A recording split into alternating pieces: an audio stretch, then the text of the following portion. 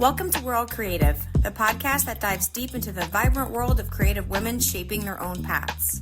I'm Roxanne Fuentes, and each week I sit down with inspiring women from across the creative spectrum, artists, entrepreneurs, designers, storytellers, and many more, to uncover the real stories behind their careers, passions, and creative journeys. Whether you're a seasoned creative or just beginning your journey, this space is here to remind you, creativity lives in all of us, and you're not alone. So grab your favorite drink and let's get inspired. I'm really excited to have you here. Obviously, we know each other from school. From a group project, yes. But I haven't talked to you in years now, but I've been following along. So I know everything that's going on and what you're doing. And I'm really not only obviously impressed, but just really happy for you for everything that you're doing. You always look very happy, you know. Thank you. I appreciate it. You're doing great things. So I definitely wanted to have you here to chat through everything that you're doing, just because I know from an art background and being somebody who loves art and wants to be involved in art, there's always this stigma around, well, what can you do as an artist or in an art career or any of that without it always coming back to how are you going to make money or how are you going to even survive, or like the starving artist mentality, right? So I wanted to get you on to talk through some of those things. Not only that, but also just your experience in general. So thank you for having me. I'm excited. So let's see. Yes, I have that story. Like I was 10 years old and I picked up a paintbrush and never put it down. But that's actually how it happened. It started because I grew up in Baltimore, Maryland. And they have these things called magnet schools, which you could kind of test into to go to a specialized school. I was in the 5th grade and I was like, I do not want to go to the school down the street. It just gave me the ick. And I was like, no offense, but I was like, I cannot. And so I asked my teacher, like, how can I get to these magnet schools? She laid all the options down and I was like, art, that sounds easy. Like, I love a good, easy way out. So I was like, oh, yeah, I can draw some circles, some dots. And I go home to my mom, and she's like, you do art? And I'm like, today I'm going to do art. So it kind of just became my escape into better opportunities. I was, like, not a child Picasso, like a lot of people are. I think I definitely had something innately in me that, like, in order to be a good artist, you have to submit to it. So I was able to submit to the process of creating art, and that's really where I built my technical skills through middle school. I went to a magnet school, and then I went to a magnet high school, but my high school was intense. Think High School Musical, but like for art. Like I was like sculpting from nude live figures at like 15 and 16. I had a really strong background, and then it brought me into college. And I was like, yes, I'm going to do this art thing. I had the whole plan. Like, I'm going to get my master's. I'm going to be a professor. And then life happened. Oh, yeah? I didn't know you wanted to be a professor. Yeah, I still am speaking it into existence as I do my teachings and workshops, guest lecture. Right. So life happened where I got my financial aid packet. Like I'm already in art school and I cannot afford the art school. So I have to make a quick pivot. Initially, I wanted to go into art education, which I don't have any regrets, but people talked me out of it. But I ended up working in that field anyway. So like shout out to all my college students, trust your gut. So I pivoted into communications with art direction because I was like, it's the closest thing to art where we met, of course. It was a really smart decision because I feel like through majoring in a communications degree, because I already had such solid technical skills, I also did a minor in business entrepreneurship. So I kind of bridged that gap of what a lot of artists were missing, is that like that business savvy, how to brand yourself, how to network, how to market yourself. So it really worked out in my benefit. Yeah, at Temple, I was like, I chose Temple because I was like, it has the academics and it has the fun and the parties. Yeah. Me and my friends were like in basement parties at Sunday night, and then Monday morning we put our little blazers and collared shirts on and be like presidents and like creative directors of our school clubs. So just having that duality, and I mean, some of my friends work at top companies and are still giving me opportunities that I used to party with and run organizations with, Isn't like that so you. funny? It's You're like, so I still live in a funny. basement party, but okay. Like we're the new adults. So I always encourage college students, like, you're paying for a network. Make sure you pick a city and a school that's really gonna give you more than just an education. Should I slide into my Pivot. world record? Your world record. That's why we're here. No, it's not. But I mean, it No. is a really cool thing. Like, where did that come from? So, it truly is my Beyonce moment that I claim as my Beyonce moment. Like, I've always been a big deal to myself, but then I was like a big deal to the world. And I'm like, finally, everyone's catching up with me. So, this is how it happened. It literally started with a DM from a person who I love now, and we're very close friends. She DM'd me and she said, "Hey, someone recommended you. I have a big project that I want to talk to you about." And in my head, I hadn't even done my first lead, like a mural yet. So I'm like, oh my God, this is my chance to do like a mural outside. And then I talked to her and she's like, yeah, we're actually trying to break the Guinness World Record for the largest drawing by one person in collaboration with Crayola and a museum, the Franklin Institute in Philadelphia. And I'm like, wait, this is iconic. Check the DMs. So we had a call on Friday. By Monday, I was on the phone with all the other decision makers. Before we even hung up, they're basically like, "You're our girl," and I was like, So this is somebody that you knew that DM'd well, you. so it was a mutual friend. So it's funny how we know each other. In high school, I had a substitute teacher who was a former high school student teach Okay. my sculpture class. His name is Abdi Farrar. And we connected on social media. I've always just been a networker. Like, why was I connecting with myself? Who cares? But it was organic and it was appropriate, clearly. Right. And so she was like, Abdi told me that you're based in Philadelphia. I'm looking for artists to do this project. And that's how it came about. Oh my gosh. So then Monday comes and they talk to you about this world record. Yeah, and they're basically, it's a super fast timeline, and her name's Lauren, who I love. I actually went to her wedding. We're super close now. It's funny because it was like a COVID pivot almost, because they had this elaborate plan and then COVID hit and people couldn't gather. So they needed that marketing kind of punch. Mm-hmm. It was perfect because with my background in communications and marketing, I understood the deadline and I understood how content needed to be delivered and how I had to be PR ready and how all these news channels came in and interviewed me. So I kind of had an idea of what we were doing. And the crazy part about it is I was able to do it in like 5 days. And it was like all this pressure, like, are you gonna be able to do it? It was like 6,000 and something square foot, like think NBA basketball, Right. huge court. I'm on the floor with these giant Crayola Sharpies.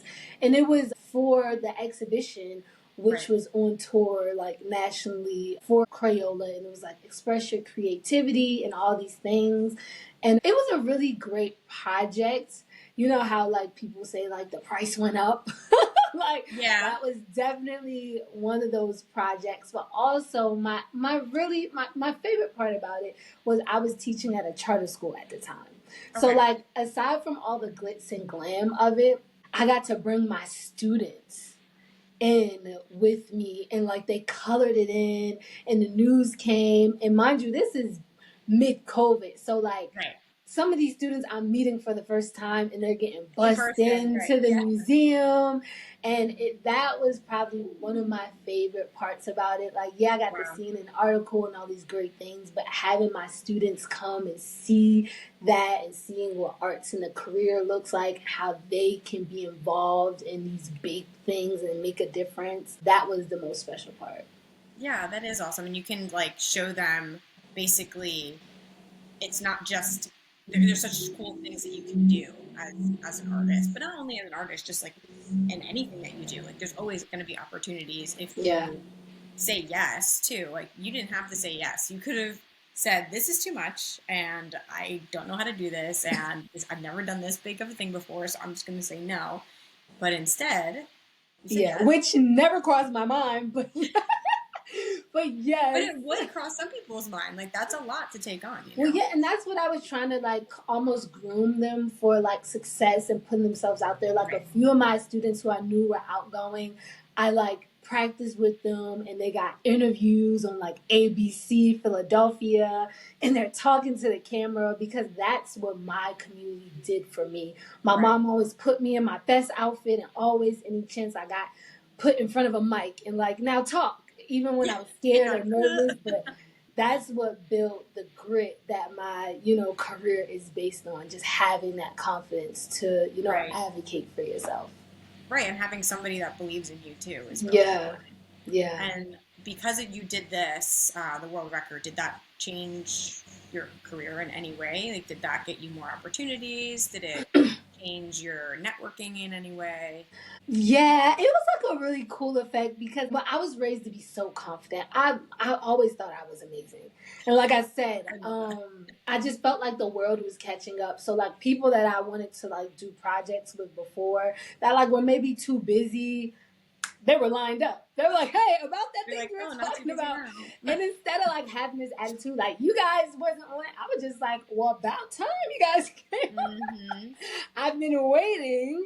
So, yeah. And then after that, like on the business side, I then got like my first 5-figure deal. After that, things really began to like pick up. I got multiple 5-figure deals. Now I just got my first 6-figure project. Granted, no way. It's expensive. It's a bronze sculpture in Philadelphia at a rec center. It's going to be a permanent bronze. It's funny because I keep telling people like, this is my biggest project. And they're like, but what about the world record? And I'm like, yeah, but like not like yes, that. But no. Yes, but no. I'm like, but like a different type of big, like a live on past me and like my generations. Where? Like, Can you talk about where? Yeah, it's the Bear Rec Community Center in South Philadelphia, and we're actually gonna have community members hands a part of it, and we're like getting that process worked out this month. So I'm so excited. But I say that to say it definitely taught me a lot, and it really threw me into being aware of negotiation and knowing my power and studying the art of just good business practice. I've always done it, but I was getting opportunities to actually apply my knowledge and trial and error and all that type of thing. So it was a great opportunity. Yeah, and the negotiation part, I'm sure when you first start out, it's probably a hard thing to do because you're like, well, I know my worth and I want to do this project, right? But does this person know my worth, or do they know the worth of the art, or anything? So you're just like, what is that in between of how I can connect with them but not sell myself short, Yeah, and then also like the trend there is like it's that big argument of like exposure, like I can't pay my like bills with exposure. It's like but I can leverage a CNN article for my next negotiation as an exposure, and I can leverage tens of interviews as my next. So it's like knowing where your boundaries are and when it's actually worth it. Because I love a good exposure. And it's also not just exposure. My strategy throughout my career is when I'm working with companies that have the budget and these. I've worked with like Jordan in a coloring book. I've worked with ESPN, Estee Lauder, these companies who are like timeless companies. So when they pay me, I have the time to do pro bono work and to give back to organizations and schools who may not have the budget, or just students from underserved, under-resourced communities. Like I really am big on not just money, but really finding a balance and finding a flow to make sure I'm true to myself. Right. Yeah. And I like how you kind of just made that connection to the community work that you do, because as you get these deals, it makes it easier for you, like you said, to be able to serve communities that you want to serve for free, really. So when you're doing that, how do you approach it, and how do you connect with these communities? How do you, go out of your way to approach them and say, these are the things that I'd like to do for you? How do you make it accessible to these people who might not have? That's a really good question. I think one of my main pillars of my career are to help under-resourced and underserved communities, specifically communities of color, even more specifically young Black students. Because I know in the Black community that I grew up in, some of my friends' parents wouldn't let them major in art. They let them do cosmetology before they let them do art because people from the community just have experience with being starving artists or don't have the knowledge to turn your artistry into a fruitful career. Being a creative director, a graphic designer, is so many things in this space that you don't have to take a traditional approach. And so I love spreading the knowledge to the students. I teach a course called The Art of Business. And it's funny, Temple, because I was the co-president of a club called The Art of Business, where like I gather all the art students and I'm like, this is how we make money. And we did art shows and markets, and then like we would pay them. But full circle, so now I teach that workshop to students. I also taught in Napa Valley, California at a semester school, like 3 years in a row during the summer. And the parents' response was like, wow, my student loves your class. They love talking about taxes.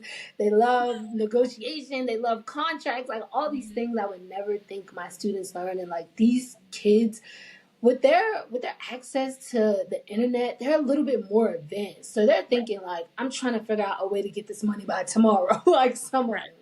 So just giving them that knowledge. Sometimes you have to slow them down and really center them with, you have to build a life that works around you. Right. So that's one way I do it, through my workshop. One actual literal example I could give you. So I did collaborate with Jordan brand like Nike in a social and emotional learning coloring book in collaboration with DTLR. That's a shoe store. And it's basically just giving you the pillars of being like a good community member, like collective responsibility, conflict resolution, self-awareness. I worked on this coloring book, and it was important to have students from Philadelphia see themselves in this coloring book. So instead of a house with a picket fence, there are row homes and, and skylines and metros and things like that reflect their community. And that was given away free in Philadelphia and Chicago, as well as like a bunch of back to school supplies. One thing that I'm working on now that I shouldn't just about to ask you. I shouldn't like speak too soon. I'm literally emailing and finalizing things right now, but I will speak about what is set in stone. So I'm working with an organization called Rec Philly. I was a recipient of their Black Music City grant program, which I'm so appreciative of. And with that grant, I proposed my idea to continue my series. And what my series is, the rhythm of Philadelphia. And what it's about is, some of my students didn't know the difference between like Missy Elliott, Jasmine Sullivan, Lauryn Hill. Some of them didn't even know who Will Smith was. And this is West Philadelphia, born and raised students from West Philadelphia. So I saw there was a gap between just losing the history because of many reasons. And I think it's important to have your history because you have pride and you kind of wear that on your back, and you take care of your community better when you think highly of your community and yourself. And so, long story short, that's my project that I pitched. And I already have a mural in that project as well as some artworks. And so I get this grant from Rec Philly and I have the money. This is like my prime time. I'm like, yes, now it's time. I could do something for free. And so I go back to my charter school that I used to work at, the school that did the Crayola thing with me, because I stopped working there and I told my students, like, I'm coming back for you.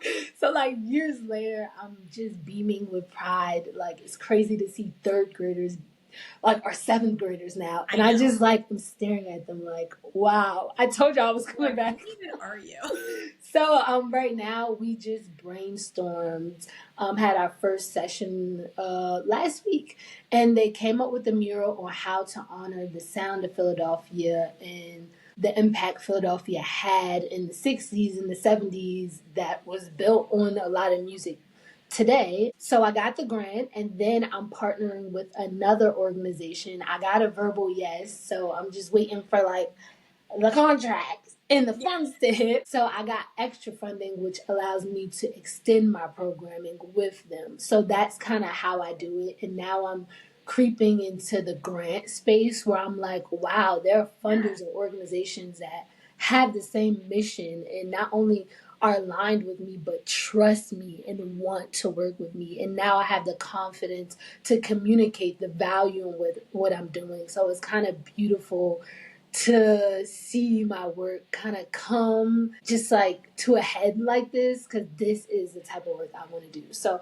that's how I came about that, is applying to a grant and then using my existing network like, hey, do you want to support this project, and them agreeing. That's great. And I feel like a lot of people don't know anything about grants in general, so I love that you touched on that. And I think it's really just as simple as looking it up in your community and seeing what there is available and then applying. So when it comes to doing all of this extra pro bono work, if you want to call it that, or basically serving your community, how do you think that people, if they want to be involved in that from an artistic perspective or from a creative perspective, how can they start to be part of that? Is it just as simple as asking around, or is it more in depth than that? I think that we're so creative and everybody has these grand ideas and they want to make them happen. And I think that's beautiful.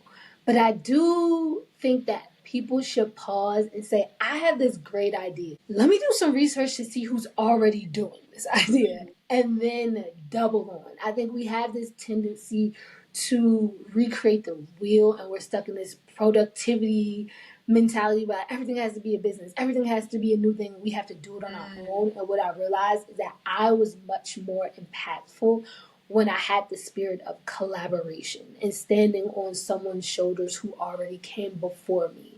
Because we're more alike than different. 9 times out of 10, someone is also thinking like you.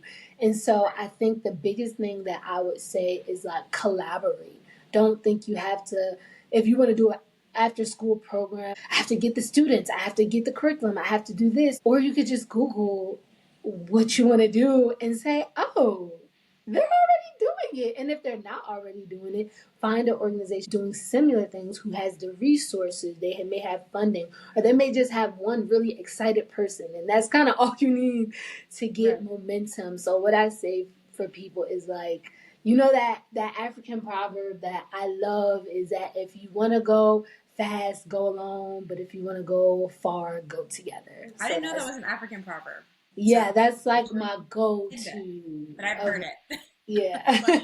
And it's so true, especially from a creative perspective. Yeah. Like, I do it all the time at work, you know, and I have copywriters. I have people who are really good at AI. I have people who are, you know, who are really good at just literally talking to the clients, you know, and we all collaborate together to figure out the best way of working or the best project or whatever it is. But a lot of times it's hard to do things by yourself, which is one of the reasons why I like talking to people like you, because I can, you know, have all of these stories in one place where somebody can log on and just be like, I want to hear about this today.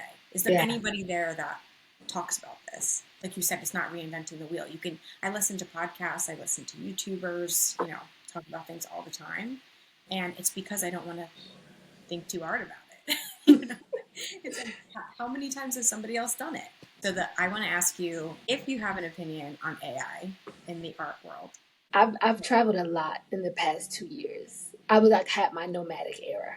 And so now I'm back stateside, but for the last 2 years, I've spent a month in over like 9 different countries, like Lisbon, Brazil, Colombia, all these places. And what I realized here in the States is we're really raised to have an individual like perspective on just our lives and just worrying about ourselves. And I think that's kind of where our spirit of collaboration kind of dies. Like the city of Philadelphia actually brought me and my artist partner who were doing the bronze sculpture. I was a finalist for like 3 6-figure grants, which was like very rare back to back. And they were like, what is your sauce? We need you to teach other like people who are applying how to do this. I do think that educators, if you're listening, take this with a grain of salt. I kind of manipulate my classroom to where I let my students ethically cheat. And I say that because in the real world, if you can't figure something out, you don't just do your best and then fail. Right. You look to the left and you look to the right and you're like, yo, do you have this answer? Like, there's a time for critical thinking and to do things by yourself and be self-sufficient. But there's also a time where we have to teach students, lean on each other, like a lot. And then also, let's fold it in, lean on your tools. And let's also fold it in, lean on AI. Like, you need to. If you need to lean on AI, like personally, I love AI. I really do. That's a really fresh perspective. A lot of people who are in the arts. I love AI. So a lot of students that I had from Napa Valley, some of their families were from like Silicon Valley and all these different places. And I was talking to one of the parents, and she said something really refreshing. She was like, "People think AI is bigger than what it is. It's just like Google on steroids." And then the more I thought about it, like how it just regurgitates and like assumes and guesses the next thing, the more I realized like it really is. Like when Google came out, it was an adjustment. Like, what do you mean you don't have to look up? Like you're just gonna Google it? When Did you know? I'm pretty sure me and you are older than Google, which is just like which is insane. Even the .com boom with websites. People were like, websites are not going to be a thing. Emails are not going to be a thing. And then look at us. Even with calculators, with math, they're like, you're cheating. You knew that. Who's really doing 12 times 12,652? The calculator's doing it. Like, let's be real. It's like, we can't get behind because you have some boomer mentality. It's like AI is evolving with or without you. Now, it's two things you can do. You can either complain or you can learn about it so it's less intimidating, and also learn about it so you can advocate when it's being used wrong. It's like it's unescapable. When I was in Napa Valley, I actually had my friend Bree come out, who is an entertainment lawyer at the Grammys, I want to say, in their parent company and for the museum. And she just was showing us AI, and she was just saying like a lot of the legal loopholes, they're still figuring out laws. Like, you know how like it's a stupid rule and you're like, why would that be a rule? Because somebody did it and then they had to make a rule. And like that's where they are in AI. The law is still catching up to it. And I think as it should. There should be parameters around everything. It's like AI is just a tool, but human nature is what we need to have boundaries on. You can either use it for good or use it for bad. Just like social media, you can either let it hit your confidence and be unproductive and let it suck your life, or you can use it to network like us and keep in touch with your friends. And it's like I think people put too much power in a tool and then they take away the power for themselves. And it's like power to the people. You know what I mean? We start revolutions. We shut stuff down. Yes, I know it's hard. Some things are harder than others. I'm not saying everything's easy, but it's also like, it's just a tool. We still have, I think, the power. Humans built it. Like, you know what I mean? Like, it's up to us. I love AI. The people who built that are way smarter than me. I'm just saying. Well, I mean, yeah, but also like there are people that are also just equally as smart that if we advocate and come together, we can, build laws around stuff like we do every day. Some laws are getting taken down, but the circle of life. There will always be something. So I'm happy. I feel blessed and privileged that AI is the villain in my lifetime because my people have had way worse villains. That's fair. That's fair. This is a privilege. Way more, right? Like, just in general, just people in general have overcome a lot of. Yeah, I'm like, life's good. We're arguing over AI.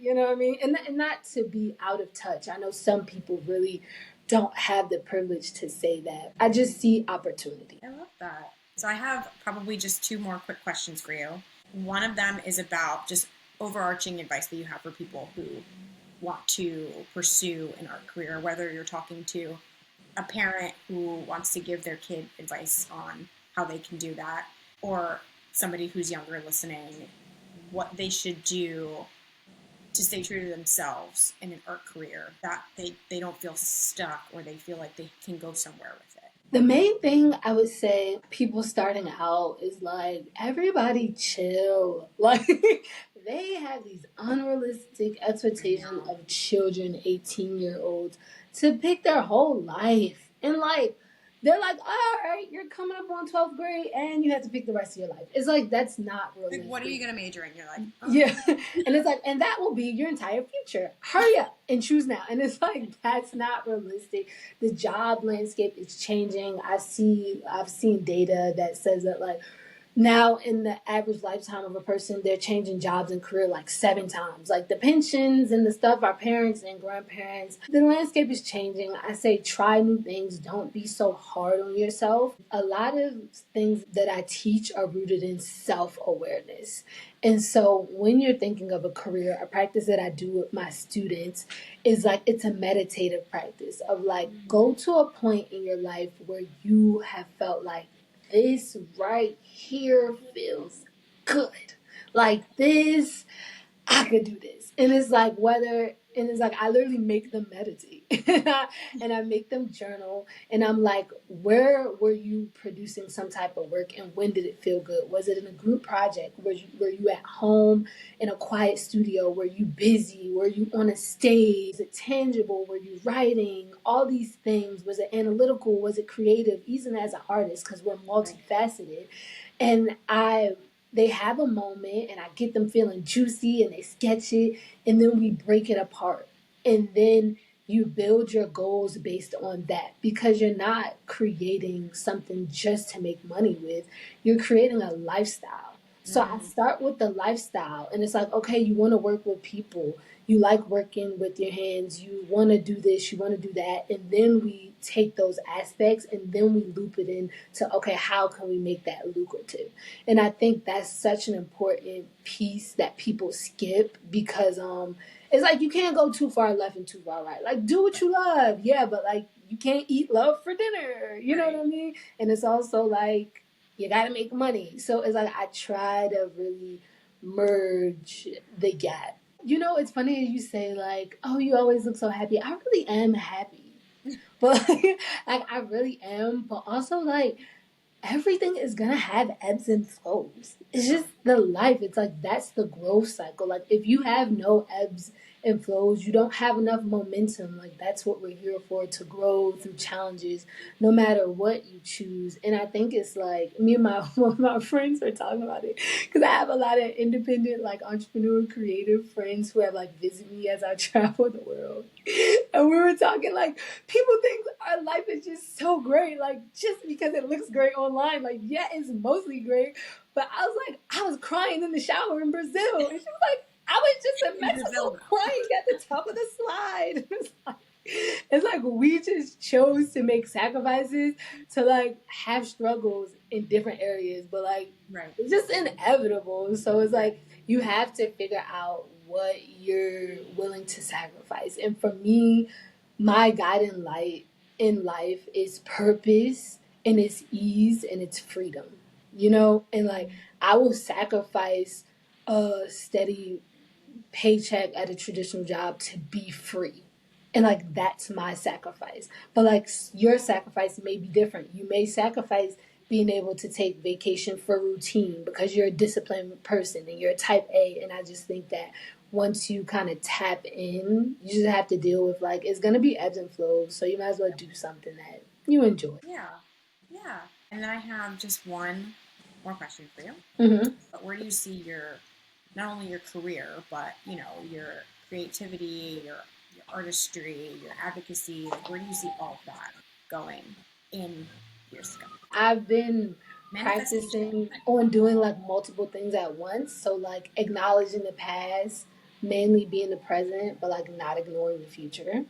So it's balanced me out. And I really believe that my travels have played such a huge role. And like I'm gonna be transparent. I'm a tactile artist that was like traveling for 2 years straight. So like I would plan my projects and come home or like I would be home for a couple months and do projects, but like it definitely affected the amount of accessibility I had to my opportunities, which like then affected like my income, but like it was so worth it.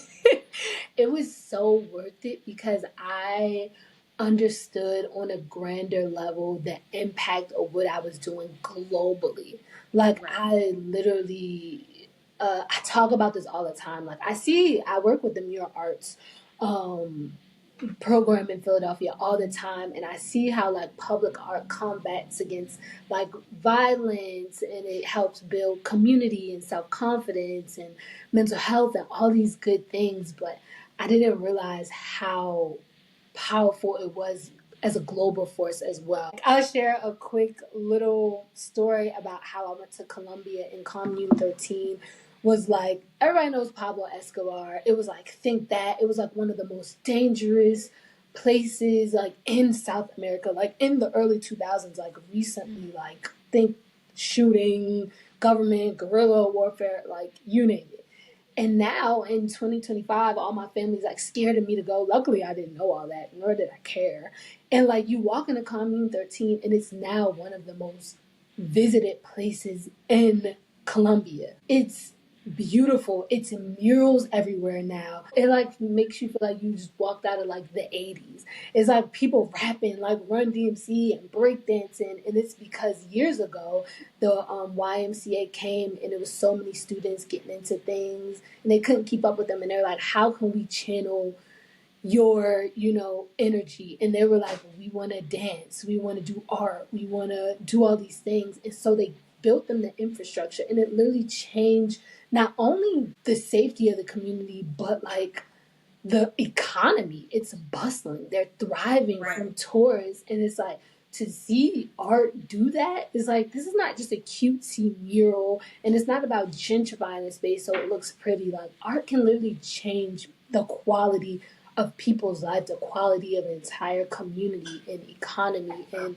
I really want to build that into my artist practice and think about it on a global space. How can we partner with cities in Philadelphia? Seeing that impact in Colombia made me then, when I went to Brazil, I partnered with a local artist that does Afro-Brazilian work, and we went into like a neighborhood that wasn't the best and created a huge mural for the children just to kind of try to turn the street around and get them engaged and help children just see creativity in something positive. They helped us with the mural. So I really see my vision and my impact expanding on a global scale. So hopefully this sculpture can take it on the road and like be in all these different places and just other initiatives that I'm doing to be repeated. Yeah, well, I'm so excited for you. It's going to be great. You'll be able to do it. Thank you. I really appreciate you. And I appreciate all your words and all your advice and everything that you're doing. So I'll just keep keeping up with you, basically. Thank you. And I had so much fun. If anyone's listening and wants to connect, please reach out. I'm all for the spirit of collaboration. What are your ats? I have a name. My mother blessed me with a name. It's Dyymond Whipper-Young. My name has 2 Y's. So it's Dyymond and then WY, as in my last name. And that's my at everywhere. You can also go to my website. That is DWY, which are my initials, art.com. And there's not a lot of Dyymond Whipper-Youngs out there. You type in DYY, MOND, Whipper, like whippersnapper, and then Young, and I'll pop up. Honestly, that was a really refreshing conversation. I loved talking with Dyymond. From breaking drawing world records to lifting up the next generation of artists, her passion for creativity, community, and collaboration is nothing short of inspiring. It's a reminder that when we lift each other up, we all rise, and the art we create together can truly change the world. Thanks for tuning in to We're All Creative. Whether you're sketching ideas on a napkin, building something from scratch, or simply dreaming big, remember, creativity lives in all of us. Keep exploring, keep expressing, and most of all, keep creating. Until next time, stay curious, stay creative. Bye.